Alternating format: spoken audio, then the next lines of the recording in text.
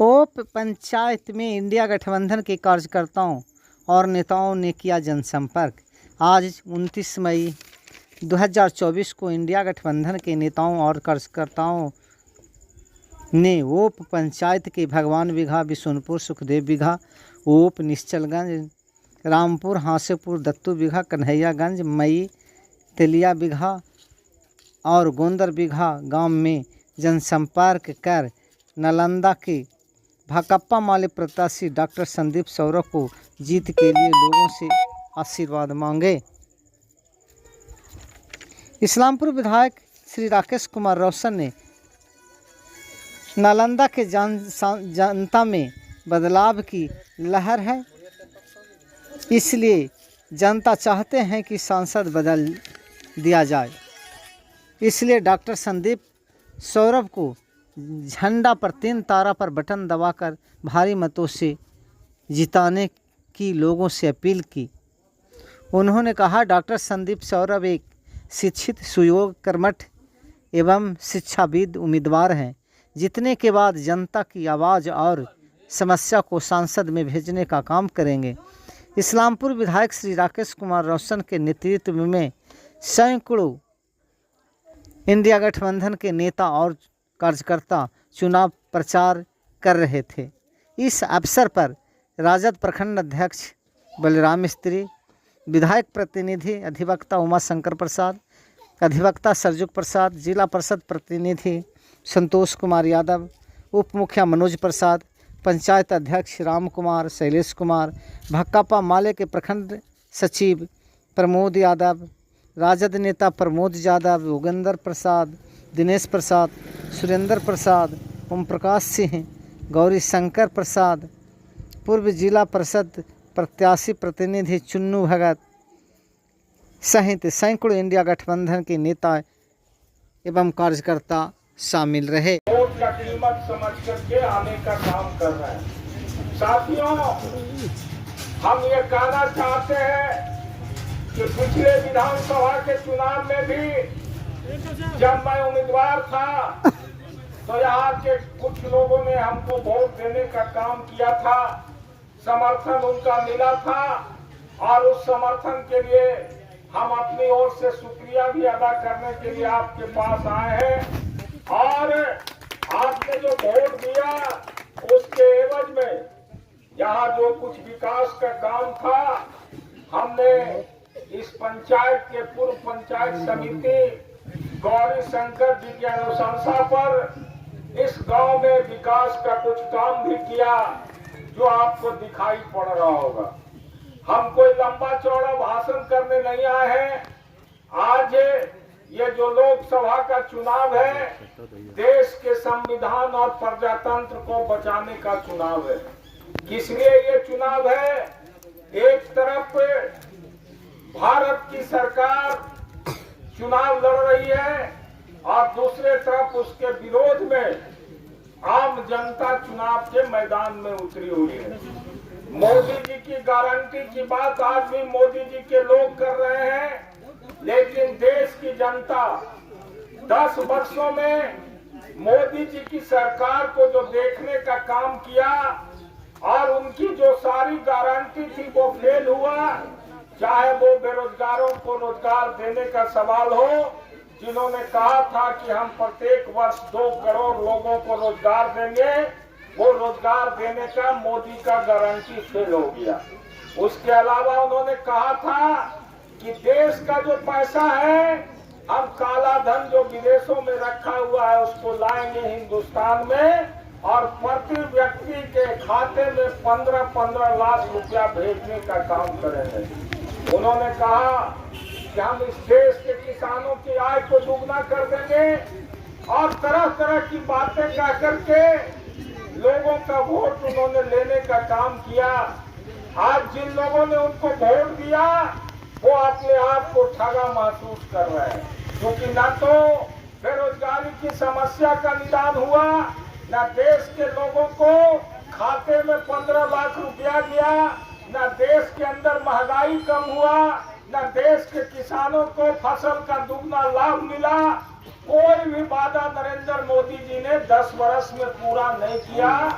इसलिए आज आप लोग ये देखते होंगे, सोशल मीडिया का जमाना है, अखबार का जमाना है, टीवी रेडियो का जमाना है। आप लोग देखते होंगे कि अब मोदी जी जो भाषण कर रहे हैं, कोई मुद्दों पर भाषण नहीं करते। उनके भाषण में न बेरोजगारी है, न महंगाई है, न भ्रष्टाचार है, न देश के किसानों का सवाल है, न देश के मजदूरों का सवाल है। ये सारी बातों को मोदी जी ने बोलना बंद कर दिया। इसलिए बंद कर दिया कि 10 वर्ष में इन्होंने कुछ ऐसा काम ही नहीं किया जिसको कि गिना करके बताया जा सके कि देश में मोदी की सरकार बनी तो गरीबों को, दलितों को, पिछड़ों को, अल्पसंख्यकों को, अति पिछड़ों को उसका हक और अधिकार दिया जा सका। आपको पता होना चाहिए कि बड़े चौड़े सीने के साथ मोदी जी हर जगह भाषण करते हैं कि हम आते हैं अति पिछड़ा जमात से, हम जहाँ पैदा लिए वो अति पिछड़ा वर्ग से हम आते हैं। लेकिन जब हम लोगों ने इस देश के अंदर, हमारे नेता आदरणीय लालू यादव जी ने कहा कि देश के अंदर जातीय गणना होना चाहिए और देश में जिसकी जितनी आबादी है उसके हिसाब से उतनी हिस्सेदारी मिलना चाहिए। मोदी जी हमेशा गरीबों की बात करते रहे, लेकिन कभी भी जातीय गणना के लिए तैयार नहीं हुए। हम लोग जब सत्ता में बिहार में महागठबंधन की सरकार बनी पिछले दिनों, तो हमारे नेता तेजस्वी यादव ने बिहार के अंदर ऐसा माहौल बनाया कि बिहार की सरकार को मजबूरन बिहार में जातीय गणना कराना पड़ा। लेकिन आज भी देश के पैमाने पर जातीय गणना नहीं हुआ। उसका कारण क्या है? यदि जातीय गणना होगा तो इनका जो अंदर का विकास का कलाई है, जो गरीबों का, पिछड़ों का, दलितों का ये जो विकास की बात करते हैं, ये सारी बातें खुल जाएगी जनता के बीच में और इनका असली नकाब जनता के सामने आ जाएगा। अभी आप देख रहे हैं, एक तरफ मोदी जी गरीबों की बात करते हैं और 17 सीट पर बिहार में लोकसभा का चुनाव लड़ रहा है भारतीय जनता पार्टी एनडीए गठबंधन में। 17 सीट में 12 सीट बिहार के स्वर्ण जाति के लोगों को टिकट दिया गया। कैसा गरीबों के प्रति प्रेम है? जिस देश में 87% आबादी पिछड़ों का, दलितों का, अल्पसंख्यकों का, गरीबों का है, वहाँ 17 में 12 यानी 75% सीट 13% लोगों को दिया जाता है। और एक तरफ मोदी जी गरीब की बात करते हैं, तो गरीब की बात तो इनको करना नहीं है, सिर्फ गरीब का नाम लेकर के वोट देना है। इसलिए आज हमारे नेता जब बिहार में और देश में घूम घूम करके जब कह रहे हैं कि देश का नौजवान रोजगार खोजता है, देश का किसान अपने फसल का वाजिब मूल्य खोजता है, देश के अंदर रहने वाली महिलाएं देश के आबादी की आधा भागी है, इसलिए विकास में हिस्सेदारी और राजनीतिक हिस्सेदारी खोजते हैं। तो मोदी जी इन बातों पर बोलना बंद करके अब पुनः 1986 से जो राग अलाप रहे थे कि हम कसम राम की खाते हैं, हम मंदिर वही बनाएंगे, फिर वही राम मंदिर के नाम पर फिर आपके सामने वोट मांगने आ गए। साथियों, हम सब लोग सनातन धर्म के पुजारी हैं और सबको राम और कृष्ण के प्रति आस्था है। कोई भी ऐसा व्यक्ति नहीं है जो कि भगवान का पूजा नहीं करता है, नहीं भी करता है तो उसकी आस्था जरूर है। और आस्था जब हमारे दिल में है तो हम राम की पूजा करने के लिए गांव के ठकुरवारी में ही अपना सिर डमाते हैं। हमारे लोगों को इतनी आर्थिक सहूलियत नहीं है कि अयोध्या जाकर के राम का सब दर्शन कर सकते, लेकिन 1986 से रखते ये 2024 में 38 वर्ष के बाद अधूरा राम मंदिर वो भी सुप्रीम कोर्ट ने बनवाया। सुप्रीम कोर्ट के आदेश पर मंदिर बना अधूरा। उस मंदिर का निर्माण करा के देश की भोली भाली जनता को ठग रहे हैं और कह रहे हैं कि हम जो है हिंदुओं के सबसे बड़े संरक्षक हैं। यदि संरक्षक ये होते, आज जिस दलित और गरीब की बात करते हैं, तो अयोध्या के राम मंदिर का जब शिलान्यास हुआ, हम पूछना चाहते हैं तमाम गरीब के जो बुद्धिजीवी हैं, जो पिछड़े अति पिछड़े वर्ग के लोग हैं, देश की पहला राष्ट्रपति द्रौपदी मुर्मू जो आदिवासी जाति की महिला थी, उसको अयोध्या के राम मंदिर में घुसने नहीं दिया गया। और जबरदस्ती नरेंद्र मोदी अपने जाकर के प्रधान पुजारी बन बैठे। हमारा धर्म में कहता है कि कोई भी शुभ काम हो तो पति और पत्नी दोनों को रहता है साथ, तब धर्म में शुभ काम सफल होता है। लेकिन मोदी जी की पत्नी का तो कोई पता नहीं, प्रधानमंत्री का धौंस दे करके ये और इनके चेला है योगी आदित्यनाथ यूपी के मुख्यमंत्री, दोनों मंदिर में बैठ के पूजा किया। और द्रौपदी मुर्मू को इसलिए नहीं बुलाया गया कि द्रौपदी मुर्मू एक आदिवासी गरीब परिवार की महिला थी। तो जो आपके सम्मान और इज्जत को ठोकर देने का काम करता है, वो कभी आपके वोट का भागीदार नहीं बन सकता। इसीलिए साथियों, ये लड़ाई कोई संदीप, सौरभ और कौशलेंद्र कुमार का नहीं है। ये लड़ाई आगे का देश का भविष्य तय होगा कि देश के अंदर संविधान बचेगा कि नहीं, देश के अंदर लोकतंत्र बचेगा कि नहीं। संविधान की बात बहुत लोग करते हैं और बहुत लोग हम लोगों से सवाल पूछते हैं कि क्या संविधान पर खतरा है। हम आपको 1 मिनट में बताना चाहते हैं। डॉक्टर भीमराव अंबेडकर एक मेहतर परिवार में पैदा होकर के देश का संविधान लिखा और देश का संविधान उन्होंने दुनिया के लोकतांत्रिक देशों का सब जगह से भ्रमण करके जो ज्ञान प्राप्त किया, उसके अनुसार भारत का संविधान लिखा। और संविधान ने कहा कि राजा हो या प्रजा, सबको समान अधिकार है। देश के सभी नागरिक कानून के नजर में बराबर है। ये हमको डॉक्टर बाबा साहब अम्बेडकर ने अधिकार दिया, लेकिन वो आज नरेंद्र मोदी जी समानता के अधिकार को भी छीनने का काम कर रहे हैं। संविधान कहता है, जो पढ़े लिखे लोग हैं उनको बताना चाहते हैं, संविधान का अनुच्छेद 22 कहता है कि किसी भी व्यक्ति के साथ धर्म, जात, पात के आधार पर, स्थानीयता के आधार पर किसी तरह का भेदभाव हिंदुस्तान में नहीं किया जा सकता, क्योंकि समानता का अधिकार हमारा मौलिक अधिकार है। लेकिन आज क्या कर रहे हैं मोदी जी? आज मोदी जी कर रहे हैं सीएए कानून लाए, नागरिकता संशोधन कानून, और इन्होंने कहा कि देश के अंदर जो पाकिस्तान, बांग्लादेश, अफगानिस्तान के लोग आजादी के बाद रिफ्यूजी बन के हमारे देश में रह रहा है, उस सबको हम नागरिकता देंगे। बौद्ध हो, क्रिश्चियन हो, ईसाई हो, सबको हम नागरिकता देंगे, लेकिन मुसलमान को देश की नागरिकता नहीं देंगे। ये कैसा समानता का अधिकार है? ये नरेंद्र मोदी से देश के गरीबों को पूछना चाहिए कि आप धर्म के नाम पर भी आप नागरिकता बांटिएगा तो इस देश का क्या होगा। इसीलिए साथियों, ये लड़ाई देश का संविधान इसी रूप में बचाने के लिए है कि देश के अंदर हम धर्मनिरपेक्षता को स्वीकार किए हैं। हमारा संविधान कहता है कि सरकार और कानून के नजर में सभी धर्मों का एक दर्जा है, सभी धर्म बराबर है।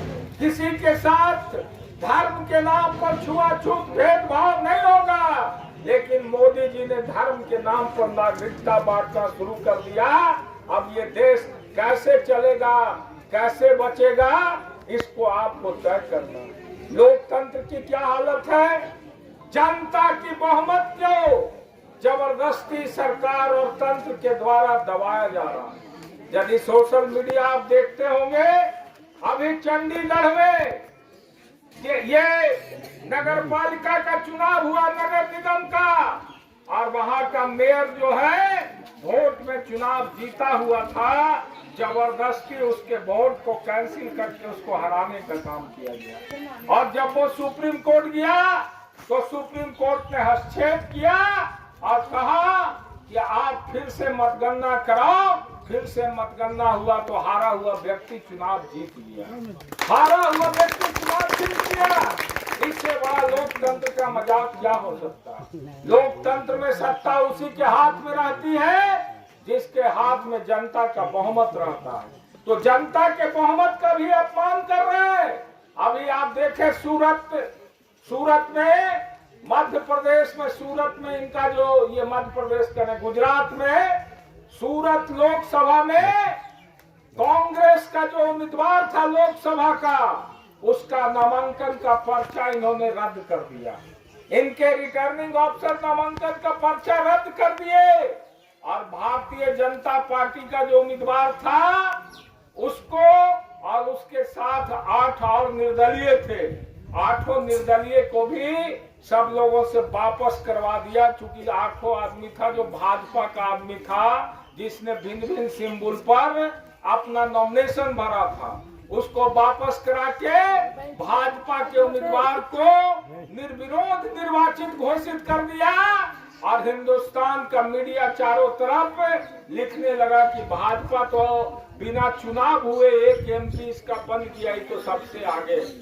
संविधान में प्रावधान है कि जब चुनाव की प्रक्रिया चल रही है, जब तक चुनाव की प्रक्रिया समाप्त नहीं होगा तब तक कोई भी इलेक्शन का रिजल्ट का डिक्लेरेशन नहीं होगा। कोई भी इलेक्शन का रिजल्ट का डिक्लेरेशन नहीं होगा। लेकिन हम लोग हंगामा करते रहे, इलेक्शन कमीशन ने अनाउंस कर दिया उसको कि चुनाव जीत लिया। तो हालत है साथियों कि देश का प्रधानमंत्री खुले रूप में धर्म की बात कर रहा है, लोगों को डराने धमकाने की बात कर रहा है, धर्म के नाम पर, भ्रष्टाचार के नाम पर, और इसके पास कोई मुद्दा नहीं मिलता। तो हम लोगों की पार्टी राष्ट्रीय जनता दल को कहता मोजरा की पार्टी। मोजरा कौन सुनाया, देश को कौन ठगा, ये तो आप लोग को फैसला लेना है। एक तरफ 17 महीने का तेजस्वी यादव का शासन है, जो महागठबंधन की सरकार बनी बिहार में। 17 महीना में तेजस्वी जी ने जो चुनाव में वादा किया था कि 10 लाख लोगों को रोजगार देंगे, उसमें 5 लाख लोगों को रोजगार देने का काम किया। और बचा हुआ 5 लाख का रोजगार सृजन का भी व्यवस्था किया। लेकिन बीच में ही पलटू चाचा भाग गए, सरकार गिर गई, जिसके चलते हम लोगों का जो संकल्प था पूरा नहीं हुआ। तो एक तरफ एक ऐसा व्यक्ति है जो बोलता है, जो करता है। आज हमारे माननीय मुख्यमंत्री जी अपने रथ में, अभी रथ गुजरा होगा तो आपने देखा होगा, उसमें लिखवाए हुए हैं रोजगार का मतलब नीतीश सरकार।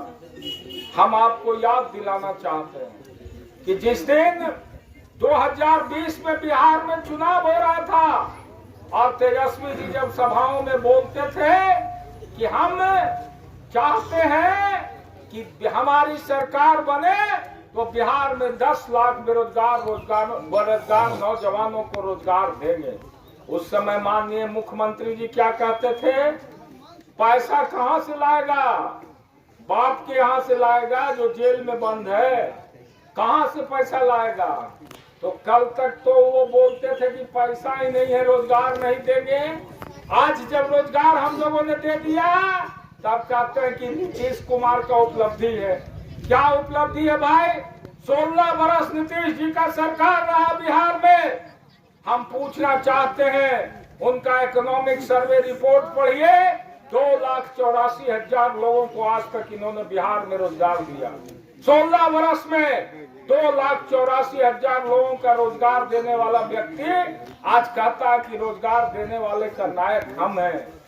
और दूसरे तरफ 17 महीना में जिसने 5 लाख लोगों को नौकरी दिया, कहता है कि तो झूठ बोल रहा है। कौन झूठ बोल रहा है? जनता की अदालत में इसको फैसला होगा।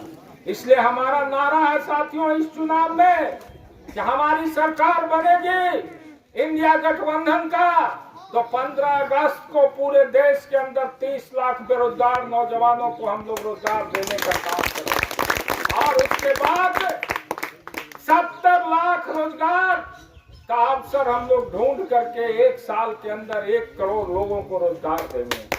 हमारा दूसरा नारा है कि हम किसानों को 200 यूनिट बिजली है वो मुफ्त में देंगे, उसका कोई किसान से हम लोग बिजली बिल नहीं लेंगे। हमारा तीसरा नारा है किसानों को न्यूनतम समर्थन मूल्य देंगे। ये हमारा भारत देश जो कहा जाता है कि कृषि प्रधान देश है और 82% भारत की आबादी कृषि पर निर्भर करती है और ये 82% आबादी के बाद भी देश के किसानों को ये अधिकार नहीं है कि अपने फसल का वाजिब मूल्य का निर्धारण कर सके। यदि 100 रुपया आपको चावल उपजाने में खर्च होता है और मंडी में यदि चावल का दाम 80 रुपया है तो 20 रुपया घाटा सह करके किसानों को अपना चावल मंडी में जाके बेचना पड़ता है। कैसा व्यवस्था है? अभी कृषि कानून लागू हुआ, पूरे देश के अंदर जन आंदोलन हुआ, सैकड़ों लोगों ने शहादत दिया, सरकार को कृषि कानून वापस लेना पड़ा। इसीलिए हम लोग पुनः कहा है कि किसानों को हम लोग MSP देंगे, न्यूनतम समर्थन मूल्य, मिनिमम सपोर्ट प्राइस।